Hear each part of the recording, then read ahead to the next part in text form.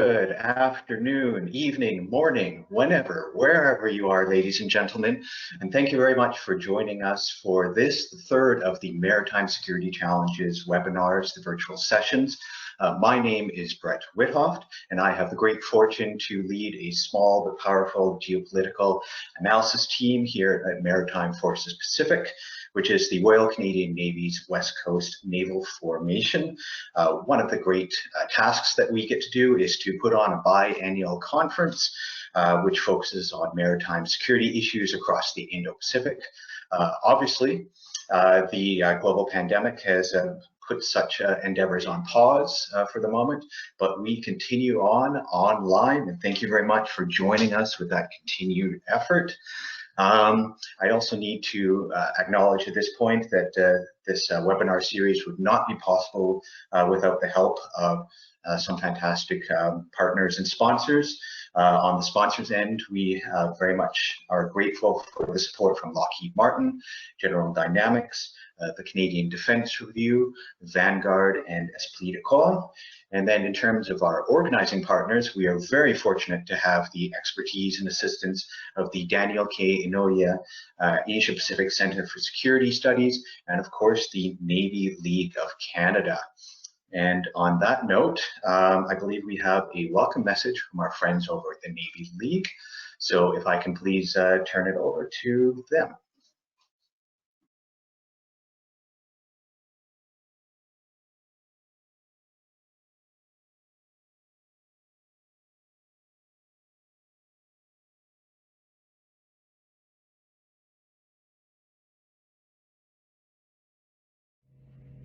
Hello everybody, and greetings from my iPhone in Halifax, Nova Scotia. My name is Harry Harsh. I'm the Vice President of Maritime Affairs for the Navy League of Canada and a retired Navy captain. It's a privilege to welcome you to Maritime Security Challenges 2020, hosted by the Navy League of Canada in cooperation with the Royal Canadian Navy and the Daniel K. Inouye Asia Pacific Centre for Security Studies. But first a bit about the Navy League of Canada. Established in 1895 to promote an interest in maritime issues throughout Canada. As its 125th anniversary year draws to a close, the Navy League of Canada maintains an abiding interest in maritime affairs, ensuring Canadians are aware of the crucial need for an able Coast Guard and an effective combat-capable Navy, as well as the importance of a robust marine industry that underpins the sea services. But we are best known for our Sea Cadet programs. Today, the Navy League has a presence in over 300 Canadian communities. Our youth programs benefit 10,000 young Canadians every year, and we continue to grow. Today's topics are very timely considering all that has confronted the global society this past year.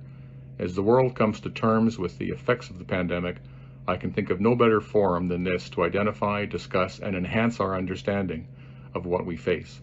I am certain that this event will generate meaningful discussions. I hope you take advantage of future opportunities with this conference and have a really good day. Thank you very much.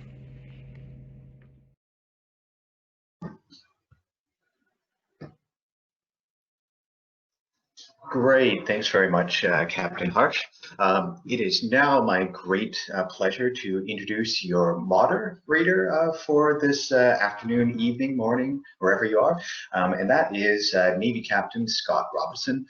Captain Robinson is the Deputy Fleet Commander here on the West Coast, and he has had a very long and impressive career with the Canadian Navy, serving for over 20 years at this point.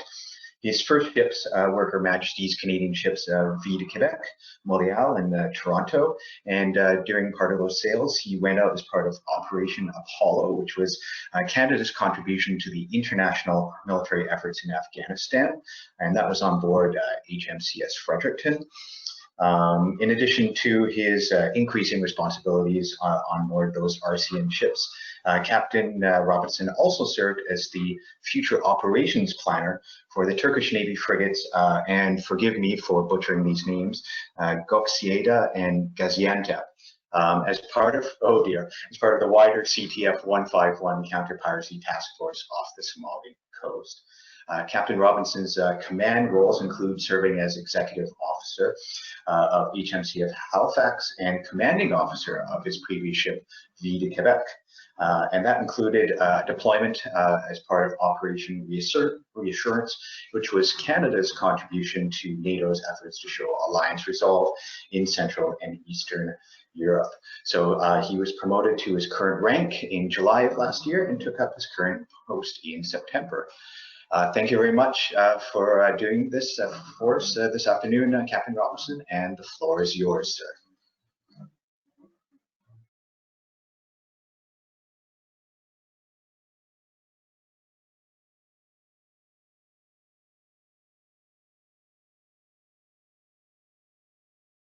Okay, now I figured out the mute. No, thanks, Brett. It's my pleasure to be the moderator today. It's always good to see Harry Harsh as well, who's actually my first commanding officer on board Fredericton in the Arabian Sea. So good to see him again. Unfortunately, the COVID pandemic continues. We're forced to do these virtually and not in person. On a positive note, though, I think we all know that vaccines are slowly rolling out across the globe. So there is light at the end of the tunnel. So obviously some more difficulty ahead, and it's hard on everybody, but I'm glad we can still connect virtually. I also want to thank our sponsors for their support in making Maritime Security Challenges possible. So today we're going to have two speakers. The first one is Dr. Sal Mercogliano, and he's going to speak about how COVID-19 is affecting civilian maritime sectors, from shipping to cruise lines, to crew relief, to port operations. So Sal is an associate professor of history at Campbell University in North Carolina, an adjunct professor at the U.S. Merchant Marine Academy. His sea time includes sailing 3 years with U.S. Military Sea Lift Command, including a tour on board the hospital ship USNS Comfort during the Persian Gulf War. He then worked as an operations officer for the U.S. Marine Corps and the U.S. Army Afloat Prepositioning Program. After leaving government service, he focused on academia, studying maritime history and nautical archaeology, and he is now a frequent contributor to G-Captain, the United States Naval Institute Proceedings, and the Center for Maritime Security. So Sal, I want to welcome you. I actually had the chance to be on board the Comfort as well, so I guess we can share that. So over to you, Sal. Thank you, Captain. I appreciate that. And I want to thank the Maritime Security Challenges for the invite to come here today and talk about a topic that I'm very passionate about, and that is the civilian maritime sector. It's hard to believe that it's about a year ago that the first inklings of a flu-like virus came out of China. And within a very short period of time, the word of the pandemic began to spread. For most people around the world, especially in the western part, the first indications of the pandemic came from ships, specifically cruise ships. On February 5th, the Diamond Princess, pictured here, arrived in Yokohama, Japan for quarantine. And very quickly, shortly thereafter, the world was introduced to COVID-19. The ship was held, quarantine was initiated, it was not done very properly, and personnel were released, and lo and behold, 700 passengers were infected with the disease and began to spread out. This is not the image that Princess Cruise Lines would like you to have. The line that gave us the Love Boat, millennials will have to look that up to know exactly what I'm talking about, is not exactly the image that a cruise line wants to have. But very quickly, what we saw happen was the spread of this pandemic. And the impact of the pandemic on the shipping industry has been pronounced. One of the things we see is the indication of this across the board. In the cruise ship industry, let me get my slides going here. Let's see if I can get that going. There we go. In the cruise ship industry, went too far. We see that happening. Cruise ship industry, one of the 4 segments I'll talk about this evening, was on an upward tick.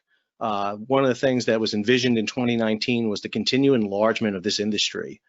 It was netting $41 billion in revenue. You can add another $100 billion in port charges and other ancillary fees. The envisionment was the berths were going to go up on the ships. The number of ships was increased by 100 over the next 7 years. And the envisionment was this industry was going to be a booming sector across the boards. What we see right now is the 3 major firms are in massive amounts of debt. They've had to refinance vessels. It's estimated that the 3 largest cruise liners have taken loans in excess of $30 billion to keep themselves solvent. And the cruise industry is a good indication of what's happening across the board in all shipping industries, in all sectors. The cruise industry in particularly features one aspect that needs to be understood. That's the aspect of consolidation. 5 shipping firms represent 86% of the world's cruise ships.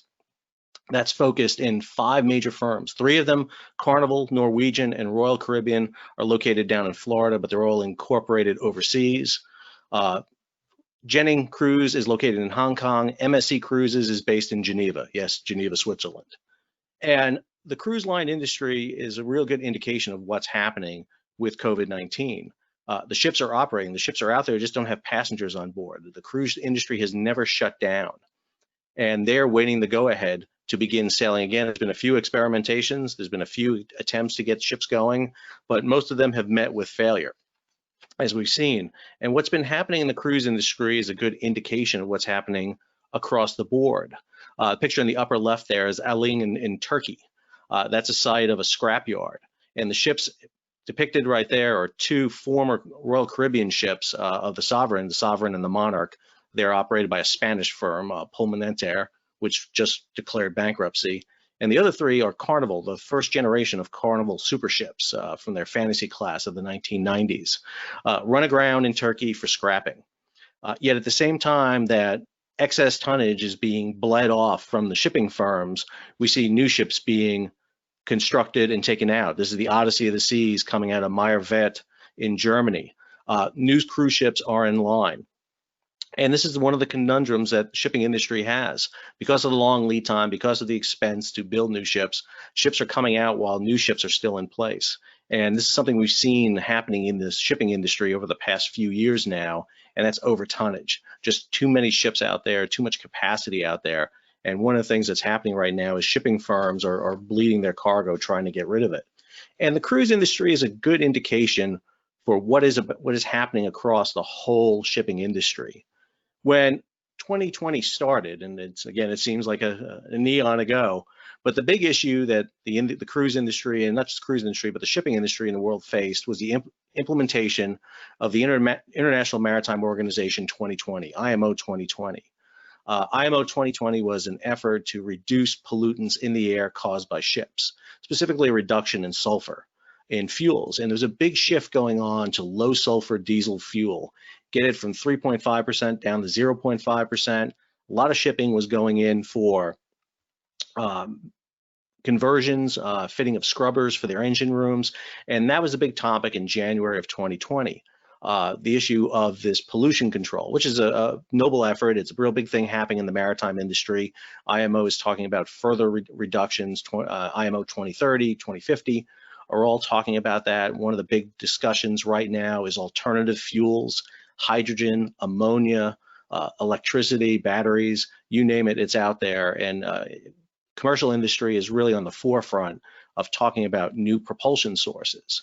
But IMO 2020 took a backseat because what happened was the shipping industry slowed down, where there was a concern that there wasn't going to be enough low sulfur diesel pre-positioned around the world to tap into. There was plenty because shipping slowed down, cruise ships stopped sailing, and all of a sudden there was a glut of low sulfur diesel, which was good because the shipyards all of a sudden wound up shutting down because of COVID and quarantine provisions.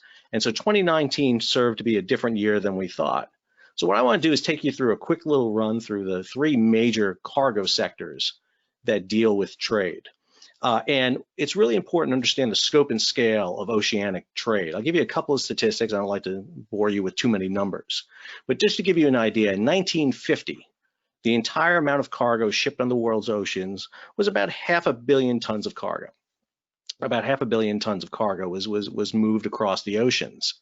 By 1970, that was up to 2.6 billion tons of cargo moving across the ocean, a 5-fold increase over the span of 30 years. By the year 2000, we were up to 6 billion tons, and now we're just over 11 billion tons. We're looking at right now moving around the world. So what we've seen is a dramatic increase in the volume of cargo moving around, the time it takes to move cargo around, which has decreased tremendously, And this has impacted, of course, global trade, global economics, and our ability to get resources and do prepositioning and logistics around the world. Coming into 2020, there were issues of trade tensions. The big issue going on was the trade war going on between the United States and China. This was an opportunity for several other nations to make a bid for getting into some of that trade. Vietnam, Korea, Taiwan really took advantage of that. And so what we see going on right now is this is really big move. And another thing we're seeing too is this idea of larger and larger vessels, bigger ships. The term has been used as mega ships. But not only do we see bigger ships, but we see the consolidation into fewer and fewer but larger ports around the world. It's much more difficult to move cargo around the world into areas where there isn't infrastructure in place. So we talked about the passenger industry. I want to talk about 3 other sectors with you, a total of 4 for today. So I want to talk about bulk trade. When you talk about bulk trade, the topic that usually comes up in the bulk trade is moving petroleum. That's always been the big issue, is moving fuel oil around the world. This is a map from BP, which shows the movement of fuel oil around the world, both on land, via pipelines, and by ships around the world. And there are several issues that have gone on this past year that specifically involve this movement of fuel oil around the world. If you look at the history of moving fuel, it's a very interesting one. It was forever was dominated by what was called the Seven Sisters. These are the 7 firms that basically Shell, Texaco, Gulf, Esso, Mobil, BP, and Standard, which becomes Chevron later on. Those 7 sisters controlled over 50% of the world's oil trade. It's actually closer to 75%. But they were the masters of vertical integration. Basically, they did everything from get the oil out of the ground to having a gas station in your neighborhood and distributing the gas right to you. And they did everything in between. And that was the norm throughout the oil industry. 7 companies dominating the oil trade. That began to change in the late 1970s, but really in the 1980s. And the cause for that was a series of catastrophic losses of vessels, particularly with the names of the companies plastered on the side of them. Amoco Cadiz, Exxon Valdez really convinced people around the world that these oil companies are the cause for it. And so oil companies divested themselves of their shipping firms. And what we've seen happen is the creation of these independent tank companies out there, these tanker companies that are out there. The biggest one is right in Vancouver, and that's TK. Generated over $2 billion in revenue last year. And what we see is the growth of these independent tanker firms that are out there. One of the things that's not on that list, because this is done by revenue, not done by number of ships or tonnage, is also a growing nationality nations of shipping fleets. China in particularly has a huge growing tanker fleet right out there. And so tankers are really the movement of petroleum and fuel is done through this method, through these use of these firms. Now, one of the things that we do see that is important during the span of COVID-19 was I'll give you 2 examples here that took place here that was of major concern. Obviously, when COVID-19 hit, everything slowed down. We went into quarantines, everybody stopped moving. We stopped consuming gas and oil. And what we had was an explosion in the amount of oil and petroleum that was available. You can't just turn off production platforms. And what you had was a peak in July of 2020, over 300 million barrels of oil were staged afloat in vessels from the Far East, from Persian Gulf, Singapore, all the way to Vancouver off the coast of Los Angeles and on the East Coast of the United States down to the Gulf Coast. And massive petroleum was being held in there. And the oil was so cheap that people wanted to hold it in there because future oil was going to be more expensive. And so the world's tanker fleet was taken up. If you had a tanker and you were spot chartering it, you were making money. Tanker firms don't make their money day by day. They make it in spikes. And the spike for them was in the summer of 2020. It was an awesome time for them to make their money. It also demonstrated the fragility of the oil petroleum system, because in the midst of this, as world oil production was pumping out oil and world consumption was down, OPEC and Russia decided to open up the floodgates even more. They actually flooded more oil out into the market. And this was an attempt really to bankrupt American shale oil companies. American shale oil fracking basically had done that to the offshore oil petroleum. We see offshore oil in places like the South China Sea. The last talks you had were great on talking about oil exploration in the South China Sea. That's where we see it being done. Where you don't see it being done anymore is in the Gulf of Mexico and off the coast, North American coast, because people were fracking. And that was much easier to drill into the ground than to create an offshore platform and drill. And so offshore oil went out of business. One of the reasons why offshore vessels are laid up right now. But Russia and OPEC saw an opportunity to bankrupt the shale companies. Shale companies were operating with a lot of debt because they weren't making a lot of money. They were selling oil for very cheap. And one of the things we saw was this cheap oil had the effect to start driving out shale oil companies. Chesapeake Oil, for example, went bankrupt, the largest shale oil company there was. And what this opens up the world to be aware of is oil dependence could be once again shifting back to oil producing countries in the Middle East, in OPEC, in Russia, and other areas. And a very powerful move being done in the midst of a crisis that kind of did not get the visibility it probably needed. It was accelerated by COVID, and it was accelerated by the shale oil industry going to town. The other aspect of this bulk market is, besides the wet cargo, there's the dry bulk cargo. If you want to see the industry that's grown the most over the past 20 years, it's bulk cargo. It is the movement of ore and agricultural grain. And I'll give you just a quick example. China in 2002 netted about 122 million tons of iron ore. About 122 million tons of iron ore were imported into China. Iron, coal, you name it. Roughly about 12% of the world total of ore that was shipped. In 2019, it's 1.3 billion tons, over 50% of iron ore, coal shipped into China. And recently, what we've seen in the news is the story of Australia and China having a trade war.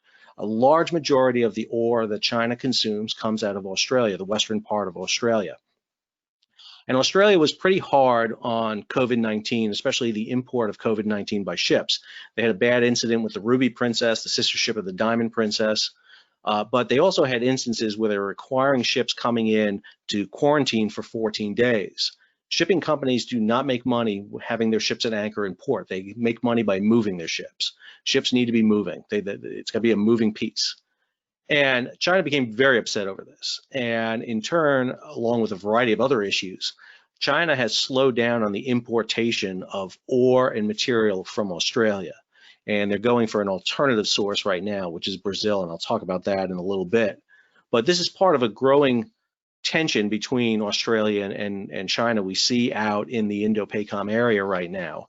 And it's of prime importance because for Australia, the export of ore, iron, and coal is essential to their economy.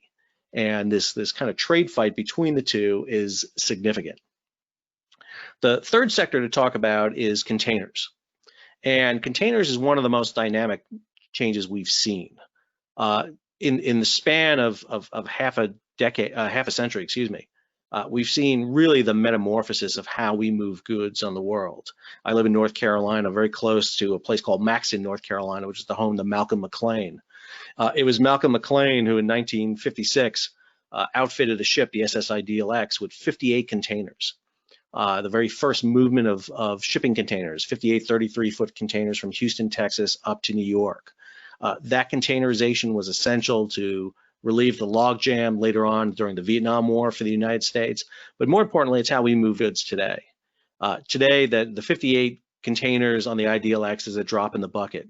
With ultra large container ships out there, 24,000 containers on a ship. There was a ship, a ONE ship, that just lost, I think, 1,400 containers in the North Pacific yesterday coming across. So she lost more containers than the Ideal X could ever have. But there's a couple of elements here in containerization that's really important. It costs almost nothing to transport goods across the Pacific. The cost to move a box of a container on a ship across the Pacific right now, it's high. It's higher than it's usually been, somewhere around $3,500. But when you spread it across the goods in a 20, 40-foot container, it's almost invisible. And this is the key thing. We've made transportation almost a non-factor. But container and the movement of goods is essential. 50% of all goods are coming out of East Asia right now. 9 of the largest 20 ports in the world are located just in China. Just China alone, it's 15 out of 20 when you look at just Asian countries with that. And so a significant amount of goods is coming out of Asia. That east to west pipeline, east to west, either going from the Far East through the South China Sea, Malacca Straits, through the Suez into the Med, or westward, or eastward across the Pacific to the United States, Canada, Vancouver. That's a key pipeline. A lot of goods are moving that way. And one of the things that we've seen happen recently, and it's still going on, is consolidation in this area. 9 of the top 10 container firms in the world control 85% of the container capacity. And not only do they control 85% of the container capacity, but they marry it together into 3 large alliances, which give them a lot of power to control not just rates, but the movement of goods across the world. And these are international corporations. They really don't fall under flags. And the reason this becomes extremely important, as we see in this development here, oops, sorry, I went too far there, sorry. The reason why this becomes extremely important is 2 examples. One, in the case of shipbuilding. We're seeing companies building much larger and larger ships, but the shipbuilding is catering to container ships. HMM, which used to be Hyundai Merchant Marine, a Korean firm, in September of 2018, signed a contract with 2 shipping companies or 2 shipyards in Korea to build a dozen 24,000 TEU container ships. These are 400-meter vessels at 220,000 tons apiece. The contract was signed in September of 2018. The first ship hit the water and in service in May of 2020, and the last of the 12 came into service 5 months later. In the span of 2 years, they launched a dozen vessels that are now the largest container ships in the world. It's a part of HMM's attempt to really dominate container trade. It's part of Korea's really effort too to foster their shipbuilding and foster their merchant marine after the fall of Hanjin Marine in 2016. But one of the things we see that the shipping firms are really prone to is cyber threats. In 2016, Maersk was the victim of a pretty nasty cyber attack, June of 2017.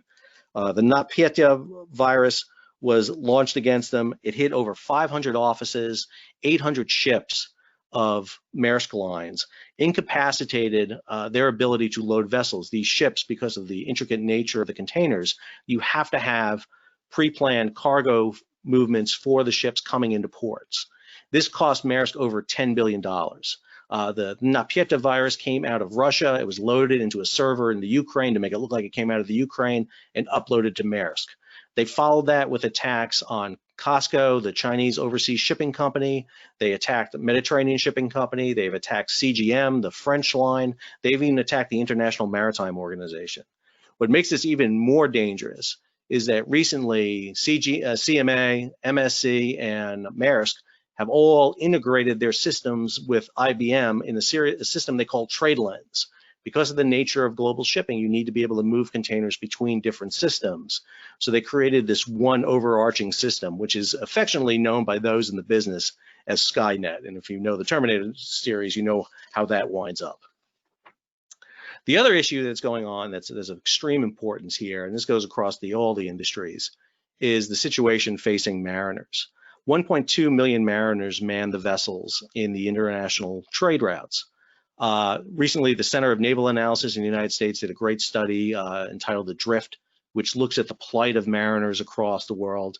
And it's estimated anywhere to a third to a quarter are basically over contract or are basically stuck on board vessels. Because seafarers are not declared essential workers, they're having a difficult time returning home. Now, companies can throw money at this problem. They're just not in some cases. The other issue here is that these multinational companies, which have huge amounts of power, are not represented as state entities. They fly their ship flags in Panama and Liberia and the Marshall Islands. They don't have a powerful state behind them like the United States, Canada, Korea, or other nations. And what you have is a situation where mariners are going beyond their initial contracts. We even had an incident where an Indian captain basically diverted his vessel to India He was sailing between Brazil and China to effect a crew change. Actually got himself in a lot of trouble doing that. But this is of premier importance right now because the inability to swap out crew is leading to an increase in accidents, probably due to crew fatigue. Mariners are on board ships from 4 to 11 months. Matter of fact, they're required by law to be off after 11 months. But we know that some mariners are already exceeding that number. And while that may not sound bad, they're on the ship for an extended period of time, they're getting paid. The problem is their reliefs are having to find alternative jobs. They're not going to be in the pipeline to come relieve them. Crews may not want to return back to vessels if they can't get off them. And it has huge implications on international shipping. The other aspect here to think about is, again, these accidents. The image on the upper left there is the MV Wakiva, which is a bulker that went ashore in the Mauritius Islands.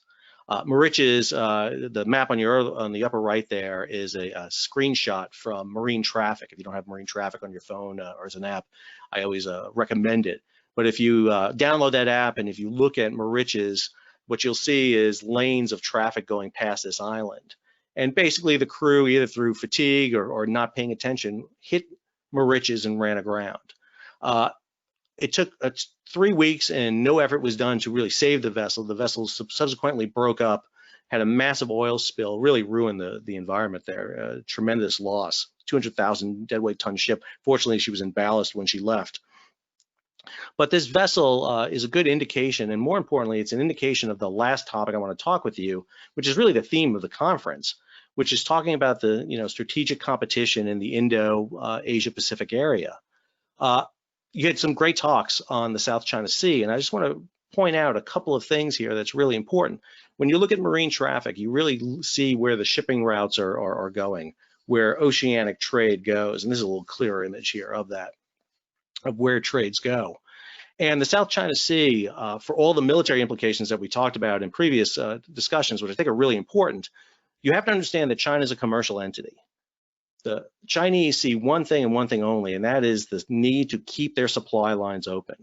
China is very conscious of the fact that in the 18th century, in the 19th century and the 20th century, Europeans came in, took over their ports. Japanese came in the 1930s, closed their ports, shut off interior routes to China through Indochina, through Burma, and basically tried to starve China out.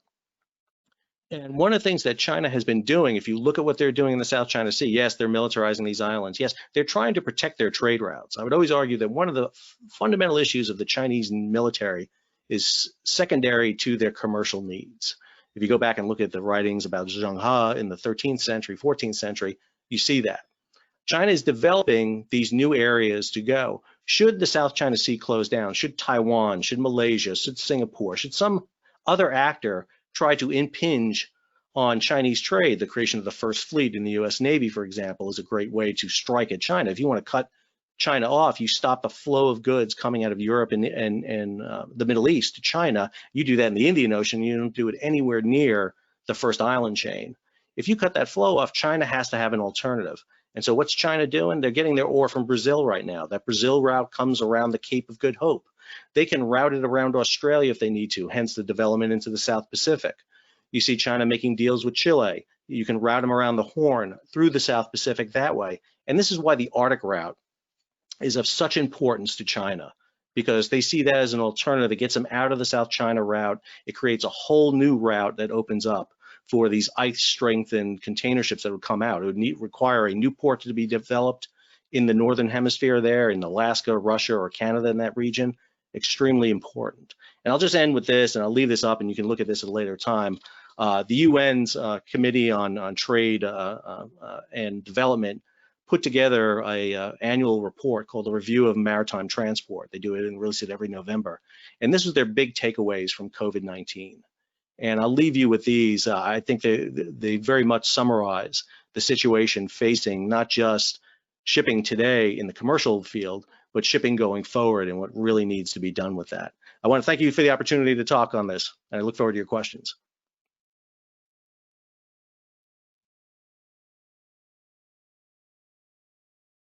Hey, thanks, Tal. That was an excellent summary. A lot really to unpack in there. We could definitely do a deep dive in certain topics.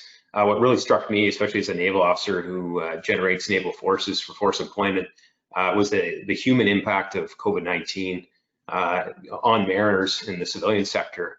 And that's not something I get to really look at day to day, but I can understand a sailor being on board for 11 months and how that must feel being away from their families. Because for us, we go away for about 6 months, and we understand what the impact can be.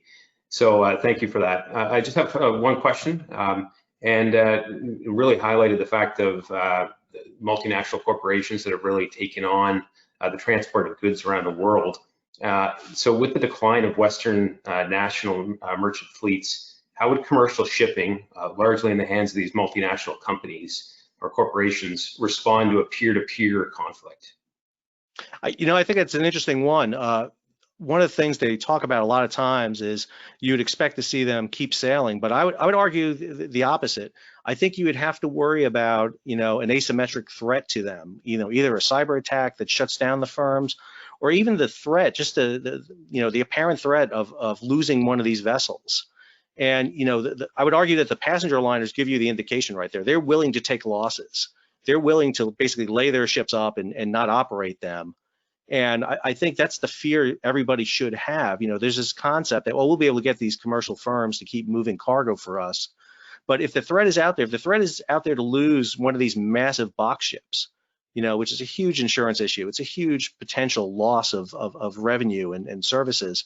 I think some of these companies would sit there and say, well, we'll just lay up for a while and let these countries battle it out, and then we'll go back on the route and we'll go. So I think there's a big concern for whether or not they would show up. Hence the reason, particularly, for example, China has a very strong national merchant marine. When you look at their merchant fleet and their that of Hong Kong, they have the second largest merchant marine in the world. I give this talk to U.S. naval officers, and I always sit there and say, what's the measure of sea power? The U.S. Navy has the first largest Navy in the world, but the 21st largest merchant marine in the world by flag. China has the second largest Navy and the second largest commercial fleet. Which one's the better sea power? And if you're talking about a military confrontation, obviously the Navy's better. But if you're talking about soft power applications, then it's a difficult mix. Awesome. Thank you. That was an excellent response. And I think for any nation who's trying to project power, especially something like the U.S. Navy, and have to rely on your own forces to transport the goods across somewhere like the Pacific, obviously that's problematic, and trying to maintain sea control and protect those forces. Yeah, and definitely your point about asymmetric attack. I never even heard about the cyber threats to the large corporations. So that's extremely interesting. We always think of it in terms of kinetic effect of a small boat attack or even a submarine, which could easily evade or escape detection and cause a massive problem for shipping companies. So yes, definitely interesting.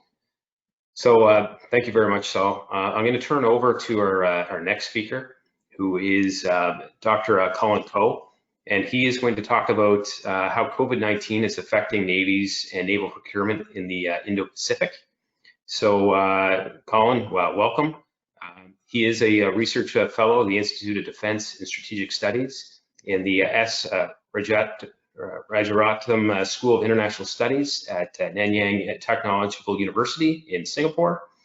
Dr. Koh has written extensively on naval and maritime security affairs in Southeast Asia, including naval modernization in Southeast Asia, Part 2, submarine issues for small and medium navies with Jeffrey Till, and routinely publishes in outlets such as The National Interest, South China Morning Post, The Diplomat, Channel News. He has also taught the Singapore Armed Forces professional military education and training courses. So Collin, welcome, and over to you. Thank you. Thank you, Scott. And a very good morning from my side of the Pacific Ocean. I'd like to thank the Navy League of Canada, the Royal Canadian Navy, as well as APCSS for inviting me to this webinar series.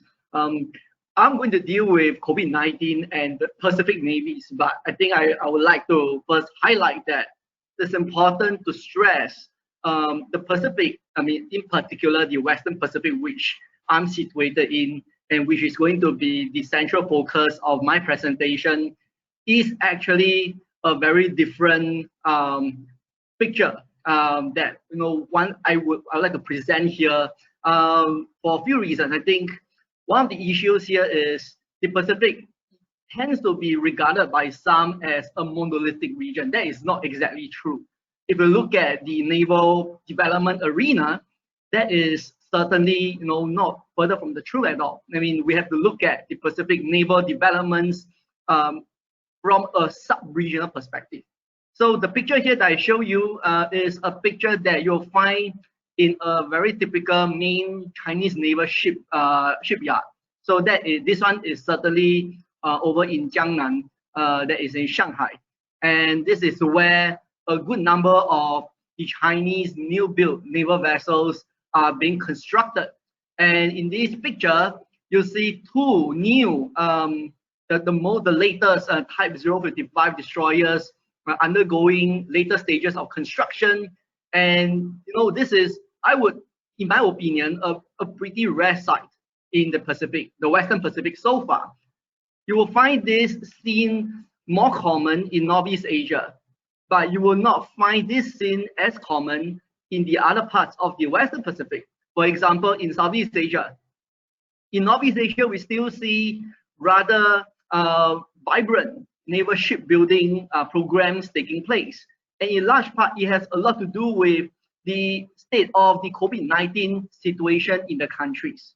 And I mean, one good example would be, just this year alone, Japan, for instance, launched 2 new ships. I mean, the thing is that, we're looking at, just around 2 weeks ago, Japan launched the first 30 FFM, one of their latest stealth frigates that will be used for surveillance missions. And even earlier, the newest sub-variant of their Soyuz class submarine called the Taige. And for China, this year, notwithstanding the earlier projections of COVID-19 and how it will have affected naval shipbuilding industry in China, it manages to launch a number of new ships, one of them being the first of the Type 075 landing helicopter dock. And at least 1 to 2 more are undergoing construction right now. And even for South Korea, just earlier this year, it has put into the water the second of the KSS-3 submarines. So for Northeast Asia, we still see a rather vibrant shipbuilding environment, but you don't see this sort of strong naval growth registered in the other parts of the Western Pacific. And in particular in Southeast Asia, for a few reasons. Southeast Asia has in large part been reliant largely on foreign shipbuilding and foreign naval technologies. And the COVID-19 situation has effectively put paid to a number of programs for these countries. And I will go more into detail later, but it's just to highlight that, so far when it comes to navies operating in the Pacific in the current COVID-19 era, you see a very different situation across sub-region. In Northeast Asia, there is a much greater emphasis on reinvigorating the naval shipbuilding industry. And in large part, it also has a lot to do with the fact that these countries are to a certain extent self-reliant on naval shipbuilding, so they don't really have to be dependent on foreign sources. Whereas in Southeast Asia, you tend to see a much different situation. And of course, it has a lot to do with the state of the COVID-19 situation in the country. And the current situation of the COVID-19 has created a number of issues when it goes to the issue of naval acquisition, for instance, as well as the issue of fleet readiness. So this is just a sort of snapshot of the latest situation in East Asia generally, taking into account some of the key naval countries in this region. Now, for Southeast Asia, this is the picture that you will tend to see when it comes to the naval arena. I mean, one thing is to highlight that Southeast Asia has been using navies for constabulary missions for a long while. And with the COVID-19 situation, it is rather expected to see navies in Southeast Asia in particular being devoted to border control and security. and especially against cross-border maritime security challenges such as human trafficking and smuggling. And a lot of it has a lot of underlying connotation to maintaining, the borders against imported COVID-19 cases. So this is not strange for Southeast Asia, and only to say that the pandemic-induced need for this tighter border control would mean devoting assets and manpower towards such missions, which also would mean that some other missions could have been compromised. And in large part, it has a lot to do with the shortage of assets and manpower for these navies in this part of the world. And border control missions are basically capacity intensive. I mean, you need more assets, you need more manpower to provide the presence. And in this case, you require 24/7 presence in order to avoid, to sort of keep out these illegal entry and cross-border criminals, as well as imported cases of COVID-19 from the sea approaches. And vessels, manpower that are deployed for maritime security missions are considered frontliners. And in the absence of a vaccine, this has grave implications for fleet readiness, because in the current situation, the existing assets, the existing manpower in particular, will have to be subjected to more stringent COVID-19 precautions, including, for example, cleaning and disinfection of the ships, and testing, the isolation, quarantine of the crew. And usually it will take at least 7 days to conduct cleaning and disinfecting of the ships if the ships are found to have COVID-19 cases on board. So even just one case is going to paralyze the entire ship and its entire crew. Having to put entire crew into a 7 to 14-day isolation and quarantine is going to be particularly debilitating when it comes to readiness and availability for smaller fleets in the Western Pacific. Now, for manpower, this is something that I thought was an interesting observation so far. That prior to the pandemic, there were complaints that the navies are finding it very difficult to recruit new people, and there are also cases of facing difficulties in retaining manpower. But the current pandemic situation appeared to have reversed the situation because of the ongoing malaise in the civilian maritime sector due to the loss of jobs, the sort of loss of business. So it is not exactly as lucrative as it used to be. At least we have to wait until the end of the pandemic for this maritime sector to recover. I mean, this is something that I thought Professor Sao will be in a much better position to highlight. But this is just my general observation that there are cases where it has become easier in the post-pandemic era to retain manpower because of the lack of jobs out there in the civilian sector. So the sort of pull factor is reduced, and the pull factor for existing service personnel in the navies to remain in service has become stronger, at least until the pandemic situation has eased. But at the very least, we are seeing this situation. But again, the situation that we see in the foreseeable future, especially with the vaccine coming in, online, and the improvement of the maritime industrial sector, is going to be quite uncertain, because at least for Japan, for instance, the Maritime Self-Defense Force is still facing the issue of trying to recruit more people. So this is something that not all navies are exactly seeing the same situation from the pandemic. They still see varying impact from the pandemic when it comes to their manpower retention and recruitment process.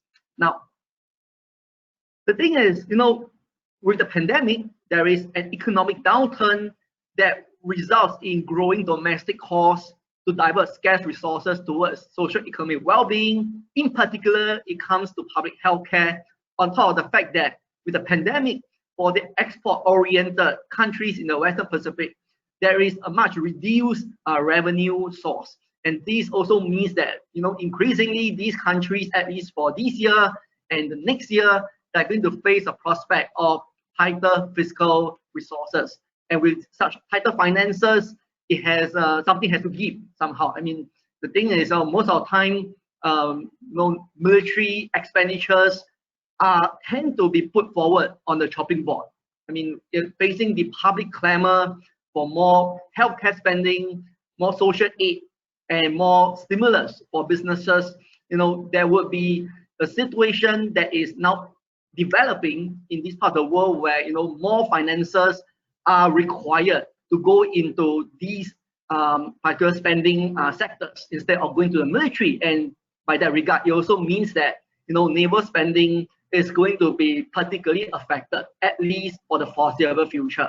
So we're going to see here in the COVID-19 era, an era of growing financial austerity for navies in this part of the world. They have to cope with less money, in particular for new acquisition, even though these navies might be able to claw together enough money for the daily maintenance, repairs, overhaul, and for the routine training and routine operations.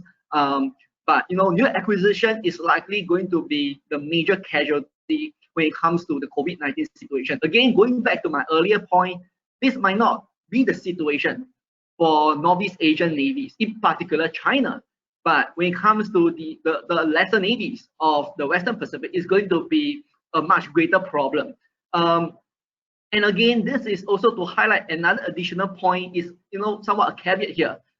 The number of shipbuilding, new launches, new commissioning of assets has not to do with the programs that were being put in place, implemented, and funded for before the pandemic. So it actually leaves much to be seen whether the pandemic is going to affect future acquisitions, even in Northeast Asia. But again, Northeast Asia tends to be a much better situation compared to Southeast Asia.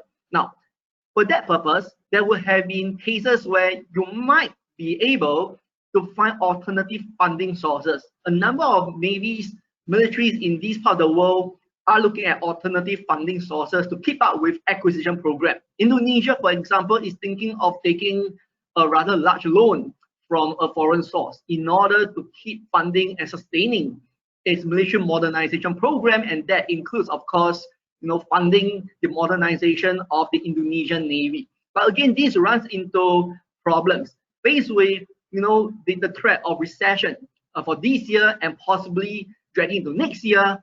There will be public scrutiny on current military spending in Indonesia, for instance. And so therefore, the prospect of having the country bearing more debt from this foreign loan might not appear to be palatable to a good number of sectors within the Indonesian societies, including especially the more vocal civil society. This is, I would see as a sort of a growing norm in the Western Pacific, where the growing wave of democratization, the increased public scrutiny and interest on defense spending, defense program, does pose a difficulty for regional governments when it comes to continue naval spending in the COVID-19 era.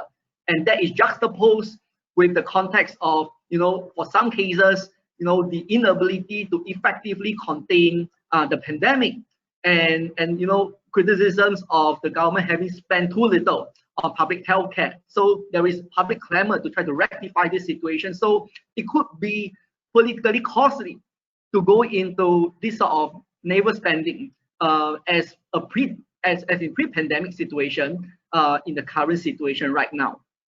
Now, and of course, the other issue here has a lot to do with the fact that COVID-19 has an impact on shipbuilders, and therefore existing acquisition programs preceding the pandemic, which are funded for, may face potential delays in terms of their delivery schedules, and which thereby will create some downstream problems of operationalizing the assets later than expected. So this has a downstream effect on promoting readiness and promoting the induction and assimilation of new capabilities into the fleet, at least for the foreseeable future. Now, just want to highlight a few examples here. The one example here will be Thailand. I mean, Thailand has been talking about acquiring submarines for a long time. And it is only the recent years that Thailand have managed to overcome some public criticism due to the stronger will on the part of the incumbent government in Bangkok to push through the submarine acquisition program. In fact, the intention to purchase submarines from China has already run into roadblocks regarding the issue of transparency. Right now, with the pandemic situation, the call to actually rescind the submarine program has become stronger. And faced with a growing domestic pressure, the Thai government decided to defer the submarine purchase and decided to devote more resources to public health care and other social economic spending in the era of the pandemic. So this is, a very good example of how regional governments do find naval spending, naval acquisition programs very strongly tied with the current domestic political situation. And of course, as we have known by now, Thailand is currently facing, an unprecedented domestic political crisis at present. The other example that I want to highlight here will be the Philippines. I mean, the Philippines had been embarking on a spate of naval modernization in the recent years, and it was on the road until the pandemic. So the plan to acquire new systems has come into question because of the lack of funding. In the case of Philippines, I mean, we have seen at least, a 200% spike in terms of the foreign loans that were incurred year on year compared to last year due to the pandemic. And this does bring into question whether or not the current Philippine government is able to keep up with the modernization program given much stronger legislative oversight and scrutiny on how the budget for next year is being spent. So therefore, there is this desire to try to maintain some modicum of modernization going on. But again, in the case of Philippines, priorities have to be set. And therefore, more spending has to go into, for example, the vaccine procurement, as well as providing stimulus for the local businesses and to resuscitate the economy. And right now, if anything, the current Duterte administration appears to be more concerned about reviving the economy and keeping the pandemic under control than anything else. And the other example, in fact, the last example will be the country where I come from, even for Singapore. And as you might be aware, Singapore has one of the more consistent defense spending across the region. And even Singapore isn't spared from COVID-19 situation. And these does actually have some impact on the acquisition programs. In particular, the submarine acquisition program, instead of being delivered next year, the first of the new submarines built in Germany will be delivered in 2022 instead. So this is one of the several programs in Singapore that will be affected by COVID-19. And again, it does bring to question whether next year there will be generous amount of money that will be allocated for further defense modernization in view of the ongoing recession and in view of the priorities given to economic recovery. Now, I shall end off and conclude my observations with a few other recommendations. I think in this case, the pandemic, the COVID-19 situation does require certain adjustments on the part of navies in this part of the world and for that matter, worldwide. I think one, certainly it goes without saying, is to adopt stricter shipboard COVID-19 protocol. This is something that the number of countries around the world, for the navies, they adopt varying standards of those protocols, much in line with the general guidelines that might be set by WHO. But again, different navies have their own way of keeping the virus under control. And that applies to the broader militaries in particular. For instance, you look at the case of South Korea. South Korea has, for the second time, imposed a sort of a moratorium on personnel going on vacation or going off base. So this is one way of containing the pandemic within military installations. And this is particularly important when it comes to shipboard duty. And this is just need one person who is infected and the whole crew is going to be quarantined. So this is a very tricky situation. I think a number of countries in this part of the world are trying to sort of refine these protocols to ensure that they maintain an acceptable level of readiness and availability for the missions that they will have to perform. And the other adjustment that we have seen taking place recently is that naval diplomacy has become virtually contactless. I mean, you will find that virtual interactions tend to lose that interpersonal touches that you'll find in traditional naval diplomacy. Port calls into foreign countries will bring into contact different nationalities and promote this sort of interactions. But in this case, port calls are reducing, and in this case, a number of exercises that are conducted are contactless, and they're all at sea. Shore phase planning are all done virtually without contact. So a good example would be RIMPAC 2020 that was conducted not too long ago. And of course, one thing that I thought will be interesting is that the pandemic situation does give rise to opportunities for navies, especially in the Western Pacific, in particular Southeast Asia, where I come from. There is a reinforced emphasis on interagency and interstate cooperation. And in particular, many countries in this part of the world, when it comes to their maritime security architecture, there is a relative weakness when it comes to interagency cooperation. The pandemic situation hopefully is going to propel, catalyze, or galvanize efforts into promoting interagency cooperation. And finally, is that given the pandemic situation and the economic impact that was brought about, I think we are going to see countries looking into tightening up fiscal governance, and in particular improving fiscal discipline over their naval programs and budgets.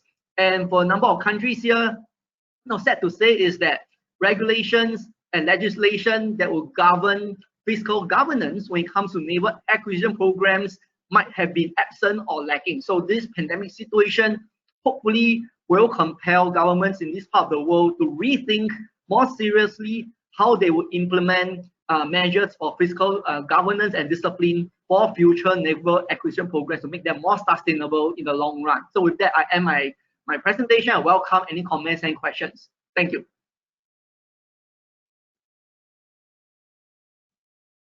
Thanks, Collin. That was a great overview. I found it very interesting in terms of the production of naval shipbuilding, how it is quite a difference between Northeast Asia and Southeast Asia. But everything you laid out completely makes sense. Now in my mind, that's something I never really thought about. It's also interesting to see how the impact directly on Singapore as well, who essentially outsources a lot of their procurement, and to see how that's going to play out and potentially delay acquisitions. But one thing for me is that, as a naval warfare officer, and actually I participated in Rim of the Pacific, so RIMPAC, so I know all too well how to try to generate the forces and get them safely into an exercise or deploy in an operation. And it's an iterative process as we get to understand COVID-19 better and how to mitigate the risk of putting forces to sea. So it's interesting you bring that up for sure. But in your experience, in your studies, have you seen, and obviously there's an impact on readiness of naval forces, but have you seen, which nations have been able to cope the best to deal with COVID-19 while still maintaining the readiness? I think a number of the navies in this part of the world, they have implemented varying degrees of their safeguards against COVID-19. I mean, I wouldn't want to go to the extent of trying to rank them in the order, but a number of navies would have been quite notable when it comes to their ability to maintain 0 cases, or at least to keep existing cases under control. I mean, one good example would be, for instance, the case of Taiwan. I mean, the thing is, Taiwan has actually COVID-19 cases on their warships when they went out for the last training and goodwill cruise into the Pacific. But within a short while, when they call the port, they're able to sort of quarantine, isolate, and keep things under control so far. So Taiwan is one example. I think that pretty much reflects the broader ability of Taiwan authorities in terms of keeping the situation under control in the country itself. And of course, Singapore, so far we had no COVID-19 cases reported on the ships.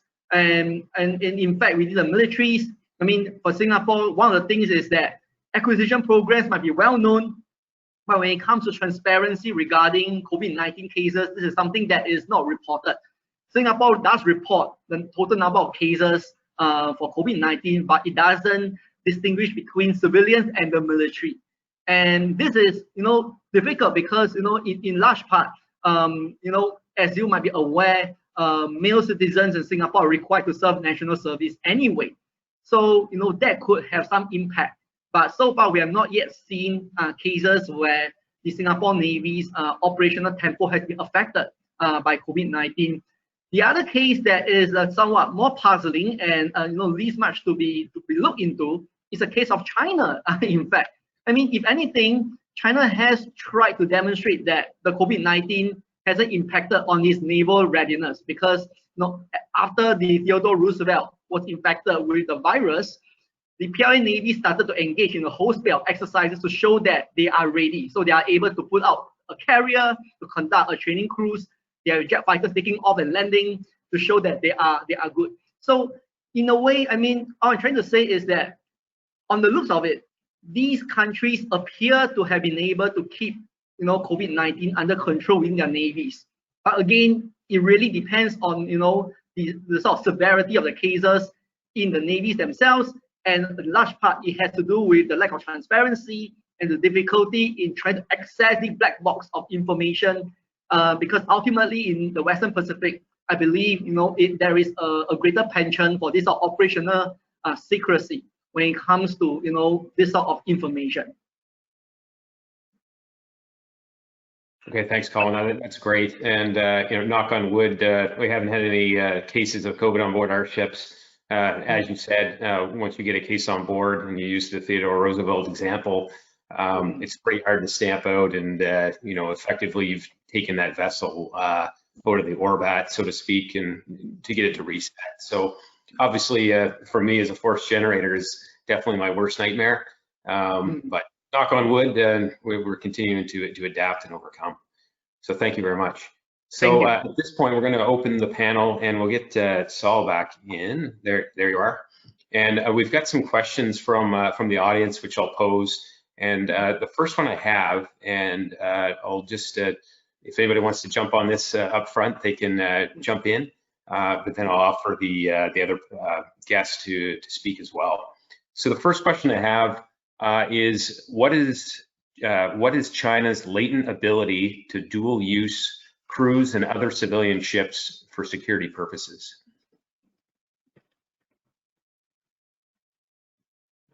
Do you want to go ahead, Collin? Oh yeah. Okay. Thank you. China has something like the equivalent of a total defense program, which they of course call People's War concept when it comes to mass mobilization of the entire national effort for wartime purposes and even for peacetime. So when it comes to civil requisition vessels for military purposes, this is something that is not strange for China. For the recent years, we have seen China becoming more open when it comes to showing the participation of these civil requisition assets for their major military exercises. So this is a capability that has been in use for a while. And I believe this is not just confined to the designated civil requisition ships, but by the nature, in the existing legislation, the Central Military Commission will be able and authorized to mobilize any civilian ship for the purpose of military operations in times of contingencies, not just in war, but also in times of operations other than war situation. Okay, perfect, Collin. Sal, did you want to weigh in? Yeah, I would just add that in many ways, the Chinese merchant marine kind of follows along the lines with the old Soviet merchant marine, in that it's always been viewed as an auxiliary. I would argue that the Chinese merchant marine is much more versatile than the Soviet ever was. The Soviet was very limited in where they went. Chinese ships are operating everywhere, much larger vessels, especially in the realm of tankers, for example. One of the things that you see is their ability to use their tankers to refuel their replenishment vessels and really, give them greater legs than we've ever seen. We've also seen them be able to outfit some of their cargo vessels so that they can do underway replenishments and vert reps with ships overseas. And so the Chinese have this ability to really extend their operations for a long time. We've seen that with piracy patrols off the east coast of Africa starting in the early 2000s. And they definitely have that ability to get onto their main shipping routes. I think that's something you would expect to see them, hence the reason to go in the Arctic. I mean, the real reason is China's going to go where their fleets are, where their merchant fleets are, I would argue. And it really is a shield to defend that trade. I think that trade is so essential to keeping China afloat, and they're paranoid about it ever getting cut off. Basically what happened to them in World War II, and more what happened to the Japanese in World War II, I think is their greatest fear. That's very interesting, yes. And I know there was the recent announcement by the U.S. Navy that they're going to create the first fleet, and we touched on that briefly at the beginning of the talk. But if anybody wants to talk about if they know anything of where that would be based and what its role will be, and how that could potentially impact further U.S.-China relations.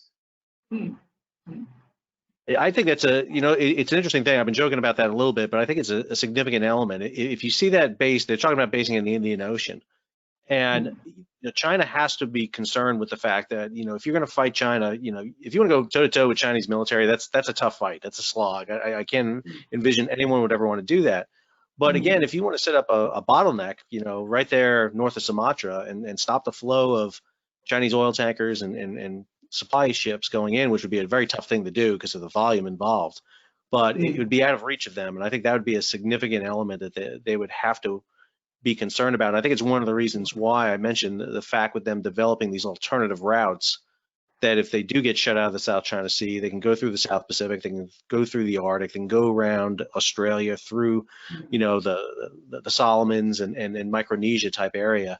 I think they're very concerned about that. And more importantly, again, it doesn't have to be a major player. It doesn't have to be the United States doing that. It could be Taiwan. It could be someone else who just, creates and one of the things we've learned, at least from COVID in terms of shipping, is we've seen minor disruptions in shipping before, from natural disasters, from economic downturns. We saw in 2008, saw with the collapse of Hanjin Marine in 2016.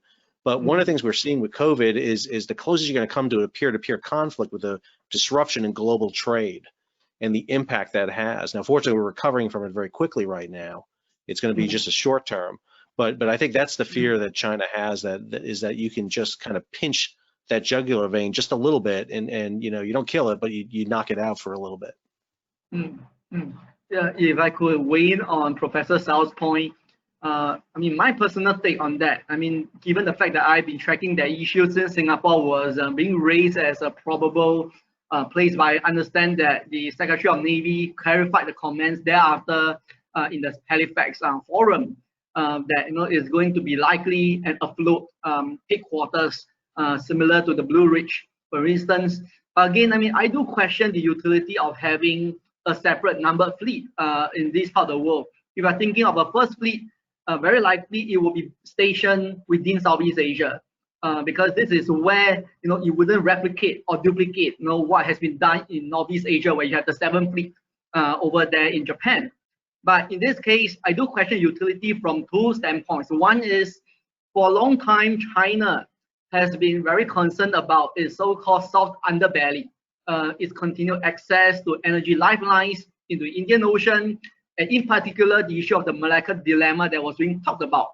Even before there is a number fleet in Southeast Asia, in the context of ongoing places, not bases approach undertaken by the US Navy, China has been very concerned. So my question would be whether having a number fleet does actually contribute more to that, or it's just going to further heighten this dilemma for China, but not being substantially able to do anything else. So that's one. The second point I want to raise is, by and large, having a number fleet is one thing. If you want the number fleet to be effective, I think having regional support is very important. In this case, having Southeast Asian countries' recognition of the importance and necessity of having a first fleet that's based in the region will have to be the prerequisite for this to happen. Without that, it's going to meet into opposition from the region, as it's going to be counterproductive for US interests in this part of the world. Thank you. Okay, thank you, Collin. Sal, do you have any other points on that? No, I agree with Collin. I think he's exactly right. I think there's a lot of questions about that. I also think you have to have the assets for it, which is the ship issue is going to be another big one right there. It's in some ways it's great to have as many fleets as you want, but you got to be able to back it up. And I think the regional aspect is a key thing that Collin mentioned.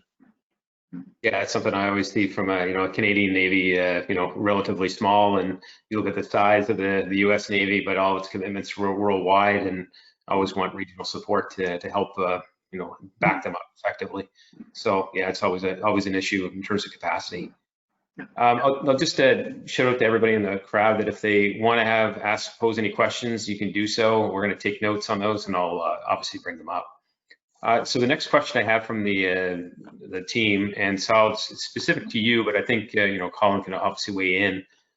It's given the problems you described, specifically with shipping goods around the world, has just-in-time production model been impacted by COVID-19?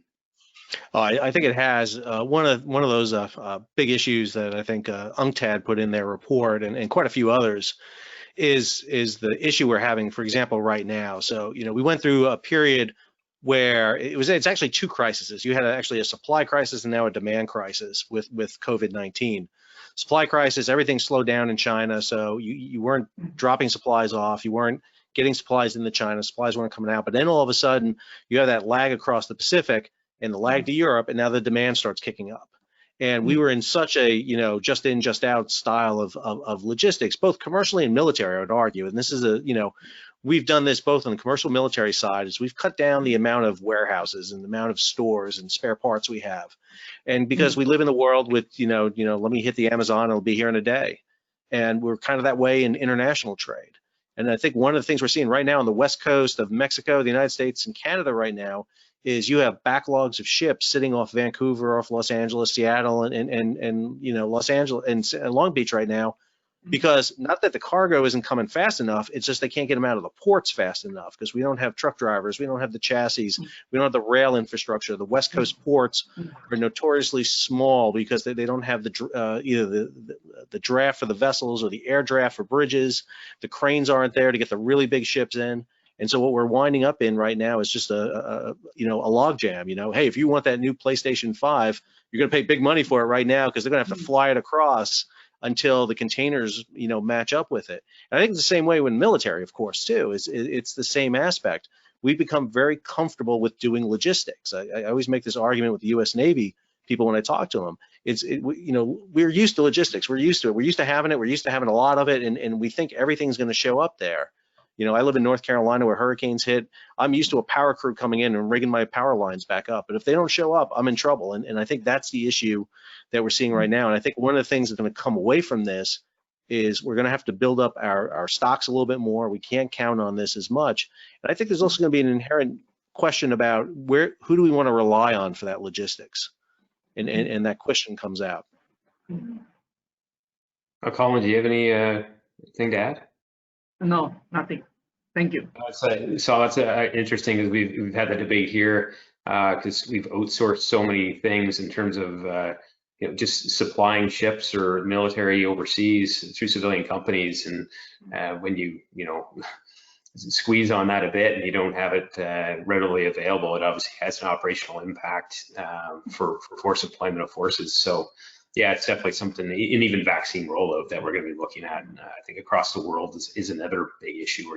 Every country's going to face trying to figure out how they're going to do that, either with their own domestic militaries or relying on companies to do that for them.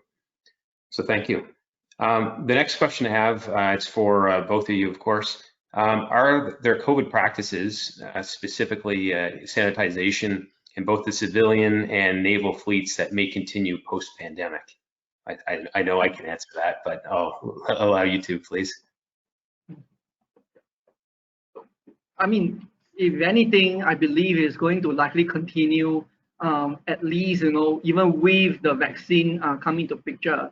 I mean, in any case, I believe this is largely also for general improvement in healthcare precautions after these particular incident is going to likely continue for a while at least. It's interesting on the commercial side because, the average crew on a vessel is 22 people. And, you're talking about these large, massive vessels, yet you have a very small amount of people on board. Even when they arrive in ports, when they pull into Vancouver or they pull into Seattle or Los Angeles, they're isolated. They can't get off the terminal. The facilities are pretty isolated, and most ships are only in port for less than a day anyway, so there's no time really to get off. And so ships have been able to maintain isolation fairly well. I mean, really, there's control with pilots who come on board, with tech reps who come on. That's really the big issue is so much maintenance is farmed out to these technical reps. But, they come on board for an isolation anyway, so they're isolated on board for a set period of time.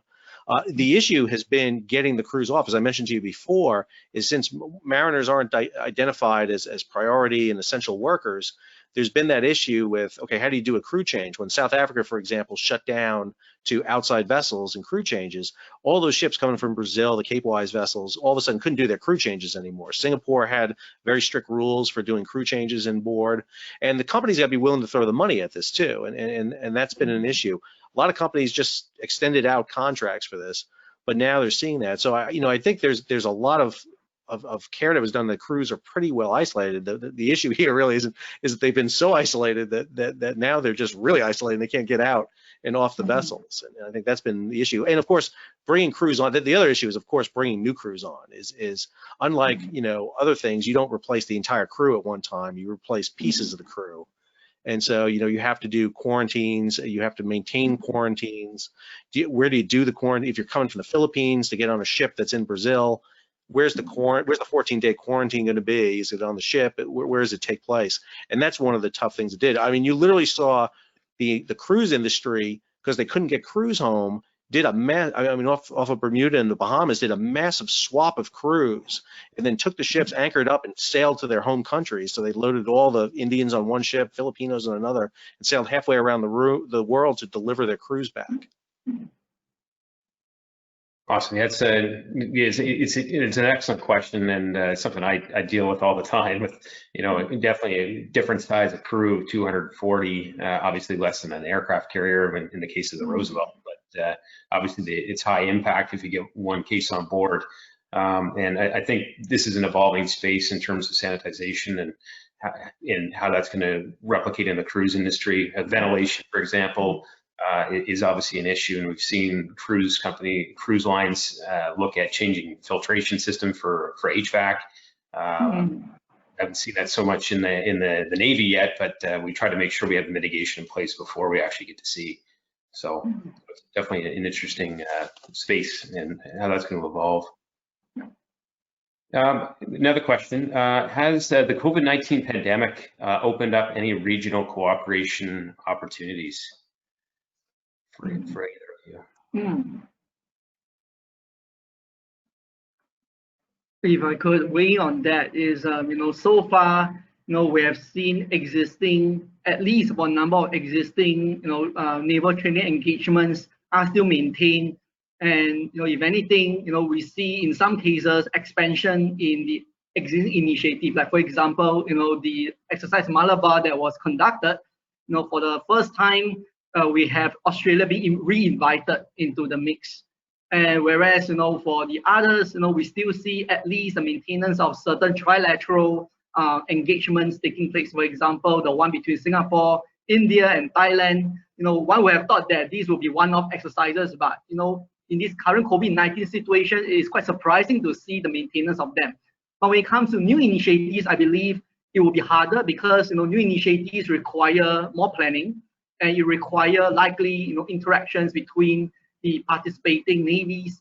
And if you do it virtually, it might not achieve the type of effect or impact that you want.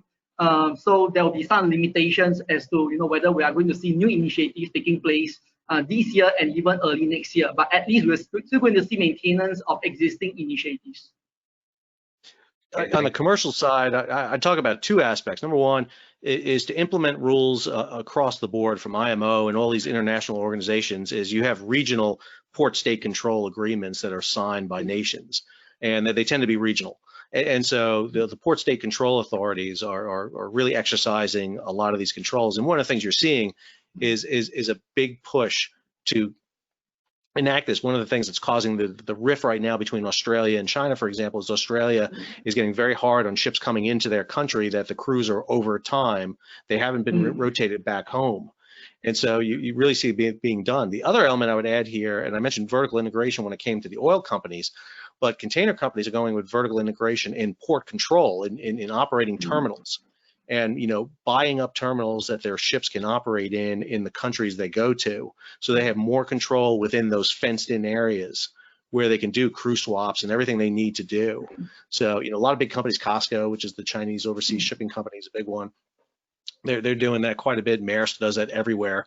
Maersk is the big monster of them all out there, which controls ports and infrastructure and husbanding agents. They have a whole network that operates for them. Some companies aren't as developed as they are, but that's definitely an element you're seeing. I almost go back to the old British P&O line aspect of the way they operated, and you see some of these companies operating in that very similar manner. Perfect, thank you. I think we have time for one more question. Might COVID accelerate existing trends for greater automation and augmenting fleets with AI or autonomous systems? And what other risk mitigation measures would emerge based on that?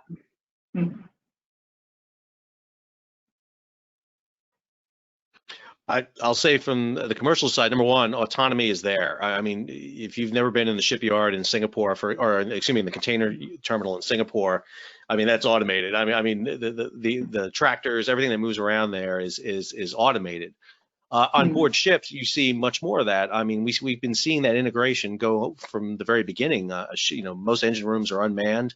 They're linked up through satellites so that manufacturer man or whoever's operating the diesel is getting feedback on that. I'm very hesitant to the idea that you'll ever see a truly autonomous, no personnel on a ship, because I don't think, number one, you'll get the insurance companies ever to sign off on that.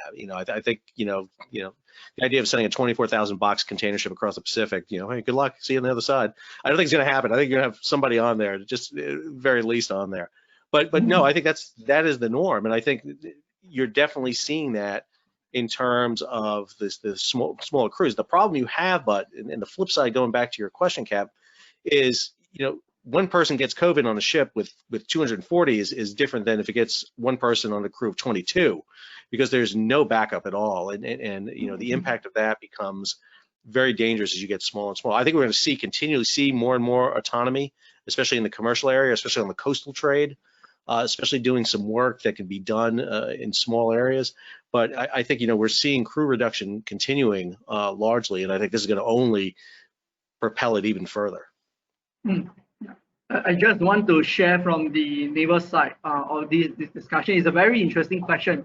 The thing is, I'm not so sure for many of the other navies out there, but at least in this region, I don't foresee that the COVID-19 situation is going to lead to drastically increased use of AI or unmanned systems for a few reasons. I think one has to do with the fact that even before the pandemic, there has been some hesitation when it comes to the incorporation of unmanned systems or autonomous systems, in part because of the existing culture within the forces themselves or within the services themselves, that end of day, there is a desire not to allow manpower to be completely replaced by unmanned systems or autonomous systems, because it's going to cost jobs, it's going to cost promotions.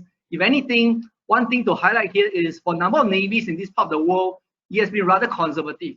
It might apply to Western navies, but at least in this part of the world, you'll find that a good number of navies continue to emphasize career progression for ship drivers, not for unmanned systems operators. So that is one area that we have to be very cognizant about. With the pandemic, it's not going to likely increase the tendency towards unmanned systems. If anything, we're going to see emphasis on unmanned systems or even AI more as a force multiplier instead of a panacea when it comes to future naval operations in the post-pandemic era.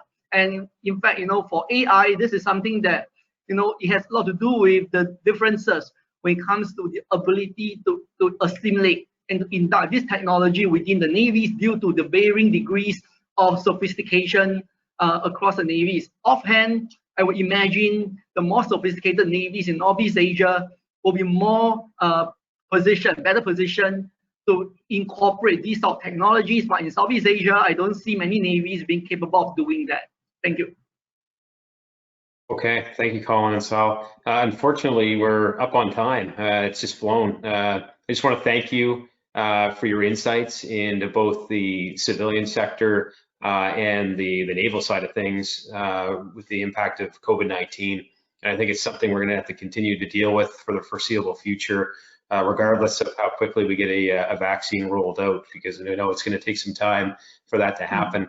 But I think we're still a ways away.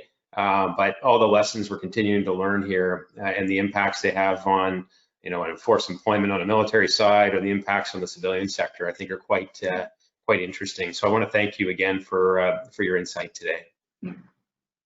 Thank you. Thank you. Great, thank you, Captain Robinson. Thank you very much, Collin and Sal. That was a fantastic conversation. One thing we didn't get to, but I'll be very keen to look forward to, and I think you were just touching on this, Collin, is what will the recovery look like? Will it be kind of uneven, spread between different navies, different fleets, especially between different regions? Will some come out ahead of others? I mean, I know that The Economist has talked about certain larger land-based firms and conglomerates coming out stronger because of their consolidation. So are we likely to see this at sea as well? So thank you very much for that fantastic conversation. I hope to continue this with you going on in the future. Ladies and gentlemen out there in the internet, a video of this webinar will be made available on YouTube along with our others in the series. You just need to search for MSC, that's a Mike Sierra Charlie Conference on YouTube. Of course, in addition to our fine speakers and moderator, I need to thank everyone else who helped bring this together today. That's, of course, the Navy League of Canada and the Daniel K. Inouye Asia Pacific Center of Security Studies. And naturally, of course, the foundation that underpins all of that is our sponsors. Thanks very much to Lockheed Martin, General Dynamics, Canadian Defence Review, Vanguard, and Esprit de Corps for all of their support there. And that's about going to do us for tonight. We're going to take a little break to enjoy the holidays, but we'll resume this online webinar series in the new year. So please check your email, please check our Twitter, please check the website, MSC Conference, for more news on those coming out. And with that, thank you. Good morning, good evening, good afternoon, whenever you are. Thank you. Fair winds. Thank you. Thank you. Thank you, Professor Sal, and thank you, Scott. Thank you.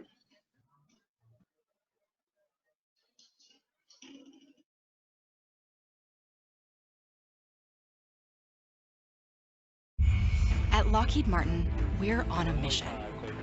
Your mission. When millions of people are counting on you, you can count on us. To build the impossible, to invent the inconceivable, and solve every problem with speed and reliability. Every mission is an expedition of the greatest importance, both to you and to us.